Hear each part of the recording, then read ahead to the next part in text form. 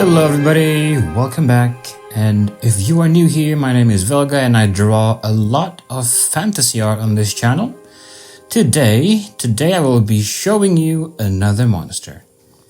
But before that, I'd like to thank you all for visiting this video. Thanks a lot for subscribing and commenting and liking this video because it really helps me out a lot to grow my channel so a lot more people can come visit and watch together. And now, back to the monster itself. This monster is actually a monster that I dreamed about. As in, I dreamed of this monster in my sleep. And this happened about a week ago. And this dream was just the kind that I never forgot about. You know, like how often dreams are just forgotten. Like imagine you would have a lovely dream or a scary one, and how the memory of it sort of just carries on to your like awake state. But then after about a minute, you already start to forget about it, and by noon, the whole thing is completely erased from your thoughts. Well, this one was so vivid that I never forgot about it, and it even made its way into me, turning it into a drawing. And for this particular dream, what happened was, so last week I was super excited to be able to start brainstorming concepts for everything that would go into this one area surrounding Galeran right here, this forest. Galeran is a town and it's surrounded by a green, lush, dense forest, so it's for this area here. Like, if you've been following my channel, you should know that I've spent a lot of time not hanging around here, but I've been hanging around in this part of northern Glaive where the Foggy Marsh is, which is right next to the Harvester Woods. The Foggy Marsh is surrounded by the Harvester Woods. And now I'm taking a break from working on this area just to keep my mind fresh. And now I'm lingering around this one forest surrounding Gale Rend. And I was kind of forcing myself at the time to brainstorm about all the kinds of monsters that could exist in a more green, dense, and lush forest like this one forest, instead of a dark and spacious forest like the Harvester Woods, where the trees are just all so big, they're monolithic. And I kept on thinking and thinking some more. Like, some of those thoughts turned into the Shotgun Dragon, some of those thoughts turned into the Blood Orchid. You can click on these links down below if you'd like to watch them, by the way. Videos I did of the Shotgun Dragon and the Blood Orchid too. But anyway, one night, as I went to bed, the state of mind I had while I was trying to go to sleep was me still brainstorming about the kinds of monsters that would go into this forest. And that sort of just carried on into my dreams. So what happened in my dreams was I was standing in this forest. And I wasn't walking anywhere, I was standing still.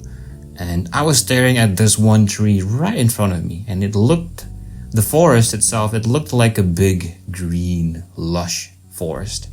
Even though I wasn't looking anywhere, at anything, besides the one tree that was in front of me. And it's just one of those moments where I knew where I was, what I'm surrounded by, even though I wasn't looking at them. You know, because I just knew everything, because it was in my dreams, you know. So anyway, I was just standing there, staring at this one giant tree. And it was a nice tree. It had a good thick bark, and it looked super woody and dry. It kept changing shape.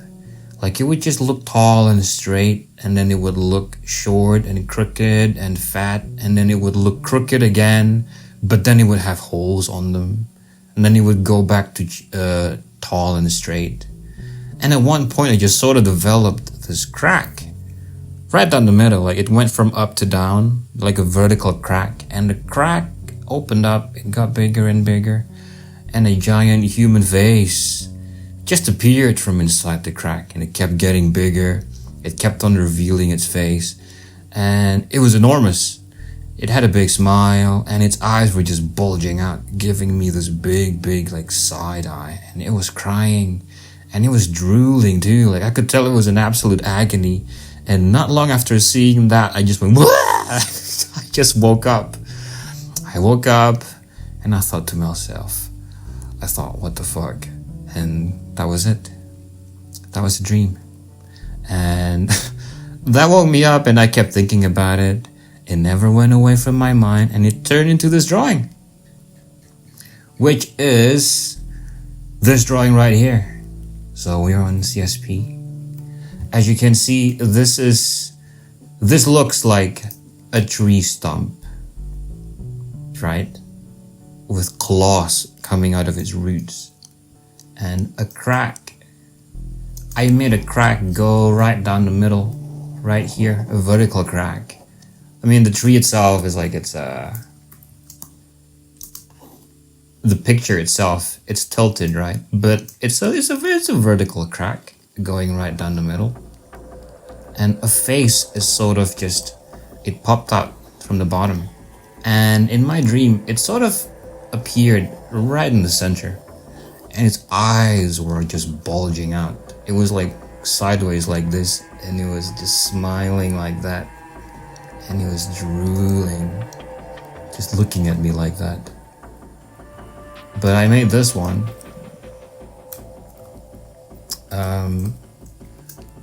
pop up from the bottom part like this. And I decided to give like a little lump just popping out the top. Don't really know what it was, what it is, this lump. It could be anything. It's one of those things that people don't really want to pay that much attention to because it's just so disturbing to look at. And like it's something so disgusting looking that people don't even want to like think too much about it, kind of like cockroaches. Which is what this monster, the role of this monster is supposed to be. And I'll get to that soon, but I'll just discuss its features first. So it's like a tree trunk that's split right down the middle with a face popping out the bottom. You can see some more tree roots in the back here, silhouettes. And there's more over here. And there's like moss growing on its tree trunk, suggesting that this thing is actually super old. Because there's just moss on them. And the tree itself, the bark, it doesn't look fresh. It doesn't look like a red or brown looking stump. It looks like green. It looks just damp and moldy. I don't know if you've seen, but like redwood trees, they can be decades and hundreds of years old. But its bark would still look red and brown, you know? It just looks like a healthy tree, but this one doesn't. So this suggests that this actually looks super... This creature is actually super old. And I didn't make its eyes bulge out. I decided to just give it like hollow eyes. It's got no eyes. Maybe it fell out. Maybe something ate it. Or maybe it just deteriorated, decayed away. And this one right here, it's closed off, the eye. It's like it's swollen. So it's like its upper eyelid is sort of just drooping, sagging, and covering its entire eye socket. And the one on the other side is just completely hollow. And here we move on to the lore. I'm gonna name it something that sounds like an actual name, because I feel like it'll be more memorable if I name it an actual name. I'm gonna call it Mossy, with an I. And this is actually a form of unknown flesh beast, and I actually have a theory on what the flesh beasts should be, and I'll get to that in a future video, but I'll give you a short explanation, which is if an animal or a beast or a monster, whatever you want to call them, of Persevera consumes a demon, and then they have a chance to get sick with flesh fever. And when they get flesh fever, they can slowly over a long period of time resemble humans. Why do they resemble humans even though they ate demons? Well, because I plan on the demons looking identical, identical to humans, which is why they look human, even though it's actually flesh fever contracted from eating demons. And what I mean by a form of unknown flesh beast is it's sort of unknown what kind of animal, like what the heck ate a demon to turn it into this. You know, a tree stump with a human coming out of it, and it's just crawling around on the forest floor. Like, what kind of creature ate a demon for it to turn into this? Like, no one knows, but they're there, and there's lots of them. At least for this one, I'm planning to have lots of them. And some encounters of, well, not some, a lot of encounters of animals that have been afflicted with flesh fever. I do plan on for Persevera to not be all that often. So this is actually not supposed to be a kind of phenomenon that happens all the time. There's still not supposed to be a lot of animals running around with flesh fever, and they're all just like human looking monsters all over the place.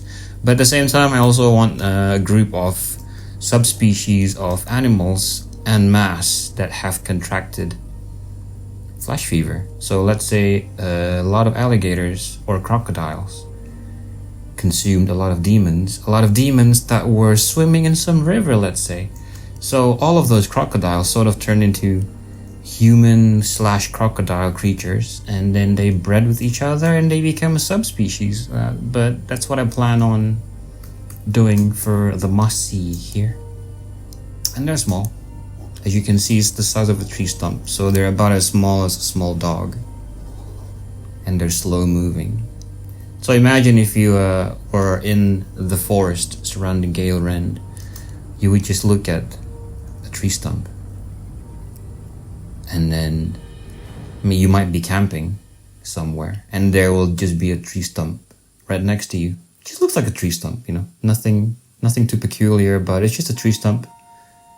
And then you're just sitting there with your fellow travelers at night, and you're enjoying the campfire, you're eating some hot food, and you're just keeping an eye out, trying to make sure no one gets eaten alive by some animal that was going to ambush you. You're just telling each other campfire stories, and then all of a sudden these claws start coming out of the tree stump's roots, and this face just sort of pops open from any crack that would be on the tree stump, and it would just start crawling away from your campsite slowly, maybe because you bothered it because you were sleeping or something. And it's so disgusting looking that you don't really want to pay too much attention to it. You're just sort of bugged out, like you can't move campsites now, and you don't want to kill it because then it will leave its disgusting remains on your campsite, and it might attract other animals, and you just really don't want remains on your campsite, you know, while you've already set up camp, you're relaxing for the night. You really don't want the remains of this thing all over your campsite. So the only thing you can do is sort of just shoot it away, or let it just crawl away from your campsite slowly. And the moment it goes out of view, you're just sort of disgusted, and you're just like creeped out by it, and you're talking about it with your friend like, oh, I hate these things, I hate the Masi. And yeah, that's the kind of vibes I want people to have regarding this monster in Persevera. They're kind of like cockroaches, and it is unknown how long they live for, although people have a feeling that these things actually live for a long time, because like this one, for example, it doesn't even have eyes anymore. And its face is sort of just sagging, like really sagging, like it's really sick, or just really old. Like nothing is sort of staying in place. The cheeks are just super like sagging, more than an old person's cheeks would. And yeah, the bark itself looks old and decayed. And it acts as a bottom feeder, like a forest floor cleaner. It just eats everything. And because it eats everything, even though it doesn't have eyes, this one doesn't have eyes, I'm thinking, I guess the only way for this thing to be able to just keep on living is to just walk slowly and keep on mashing its face against the forest floor in hopes of finding something that it can consume. Like if it can't eat whatever is in its mouth, whatever it found, I guess you'll just spit it back out. So it sort of acts like a bottom feeder, like a cockroach, you know. Here we go, I'll give you a full screen preview of this as I keep talking. And this monster would just be eating everything that falls from above. And they're like one of those beginner's own beginner monsters that everybody fights. And I would say this monster looks terrifying as it is now, and is one of the lesser little monsters to just help populate the environment by making it seem more crowded. And I also think that even though this is a lesser monster, like it's not a huge hulking behemoth of a monster that can squash you under its feet. Like even though it's just a lesser monster, thinking why of just it came to be, thinking of why it looks the way it does, and why it does what it does, can actually still instill a lot of fear inside of you. And I just like doing designs like this, where I just draw it and I see what kinds of feelings and thoughts my designs can invoke to myself. Because if it stirs something inside of me, which is I'm the creator, then it would definitely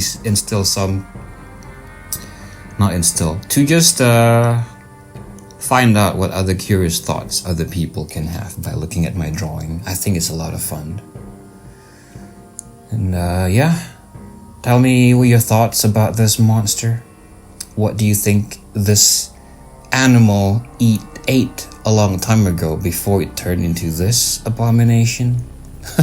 This atrocity that I have created?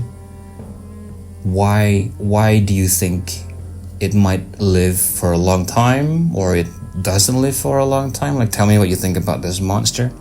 What did I inspire within you? Like, what kind of thoughts are you thinking of right now? And let me know what you guys would like to see more from my channel. Is it more of these disgusting plant-based monsters? Would you like to see other things from my channel? Landscapes, weapon designs, more characters perhaps? Let me know down in the comments section below. Don't forget to like and subscribe, and I will be seeing you in the next video.